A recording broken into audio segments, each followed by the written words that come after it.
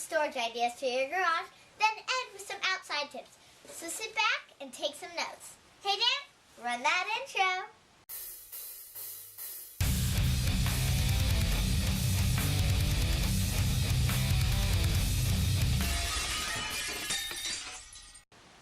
Hey guys, this is a tip for your car for any hinged part like your hood, your doors, and your trunk.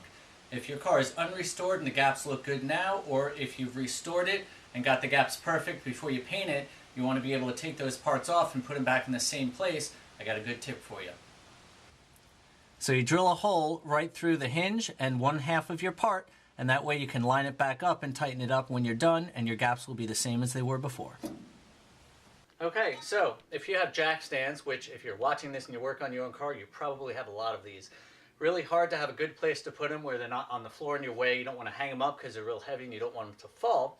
So if you have a doorway and a little raised section in your garage, I just happen to have this perfect area. I found a pallet and I put some wheels on it and made this handy little tray.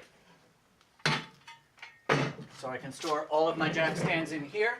Even the blocks of wood if I need to prop them up or protect them. And then when I'm done with them, I just slip it up out of the way. I also did the same thing for one of my jacks. Cut a little hole in the drywall and still had some extra area in there so I can slide it in. And that way it's out of the way and I'm not going to trip on it. Alright, so here's my engine crane. I got 4 tips to show you on this one.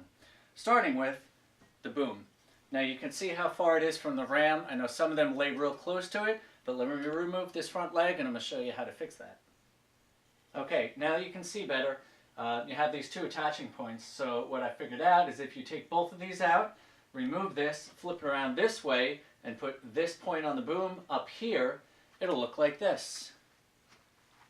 And you can see how much less space it takes up this way. So it's a little bit skinnier. You may be able to get it into a smaller space, or at least it'll take up less space. If you back this up against a wall, it won't stick out so far. Alright, here's tip number 2. I bought a piece of bar stock at one of the local box stores, and I went ahead and welded it on here. That way, you can't really steer too well with this, and these are movable, so this definitely helps you turn it around a whole lot more and lets you maneuver it when you're getting in and out of the engine compartment. Alright, the next 2 are for the handle. First thing I've done is I welded on a bolt, so that way when you're tightening or loosening it, you have some leverage on here to tighten and loosen it instead of trying to put your hand on it, especially if it's greasy or dirty. This gives you a lot more finesse when you're trying to lower it so your engine doesn't fall in your engine bay. And for storing it, some of them have a ring here, some of them don't. I added a second one on mine so it'll stand up in there. And one last thing I'll show you as well. When I'm not using it, I just put a little ratchet strap on, that way it holds everything nice and tight and helps you move it around a little bit too. That's it for the engine crane. Let's go to the engine stand and take a look at what I've done with that. So here's my engine stand. We're going to look at the top section only. So I used to try to keep the bolts in here with rubber bands and straps and all sorts of ways, but they kept falling out when I would move it. So came up with another idea. Right down here on the side, I just welded in 4 nuts. That way I can just thread them onto here and just tighten them up hand tight. And that way they're out of the way here, so I can go ahead and get this mounted to the engine without having all the other bolts in the way. If you use multiple engines or transmissions, you can have different sets of bolts up and down here. You can use the other side. That way they're always there when you need them, so you don't have to look for them, and they're not going to fall off when you move it around. Okay, so we're at my workbench. I want to show you a great way to store your drill, and also a couple of tips for using these. Now, these are the screwdriver holders that you get in these pegboard assortments. You can buy these for pegboards. It's got a bunch of different hooks on it, and one of them is these. Now this is normally used for storing screwdrivers, but let me show you a couple of other ways I found to make it useful. Okay, so this is use number 1. What I've done is I just welded some washers to the top so these don't fall through, and then you just drill a hole in your workbench. Of course, if you have tile or something else, this may be a little bit more difficult, but it's definitely more useful. That way, if you have really long extensions, which I do on the other end, you can put them through here. Keep it low on your bench. They're all easy access, and the excess will just go down below. Now if you want to use pegboard and you have sheetrock, all you have to do is space it out like I did with 1 inch by 1.5 inch strips. Screw it onto the strips, kind of make a frame for the back, and then attach it to the wall. So here's the other use I found for these, putting pry bars in it. I just wedged this one on the side of my toolbox and it holds all my pry bars real handy where I need them. Now about that drill tip, I was always afraid this would get knocked down or fall over. So what I did is I just took a hole saw bit and I drilled a hole in the bench. Now it sits there nice and easy. I always know where it is. I got somewhere to put it and it will not fall down.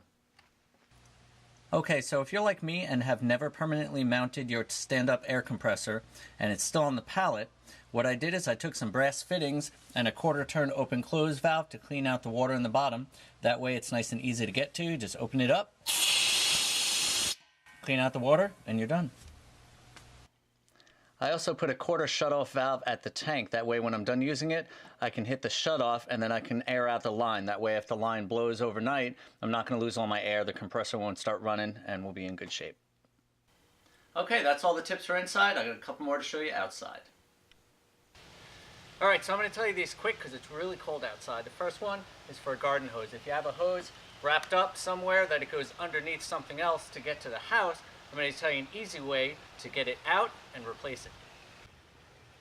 Okay, so here's my access port on the deck. I'm going to open it up and show you what we got. So I have this rope in here that's tied onto the spigot at the house, and I have the other end tied to the hose. So when you loosen up the hose, you can pull it out through the deck, and then when you reattach the new hose, you just grab the rope and you pull it back in, and then you get your hose over here. You don't have to worry about crawling under your deck. On to the next one. If you have an old hose that's been strung out for a while and you want to coil it back up, coil it up into the bottom of your garbage can, let it sit out in the sun for a couple days, and when you take it back out,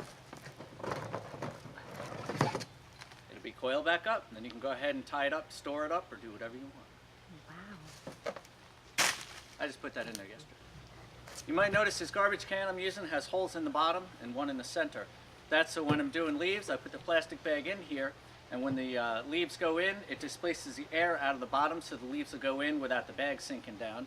And also when I pull the bag out when it's full, it leaves some air pockets so the air can get in so I can get it out without the whole thing coming up with me. Yay.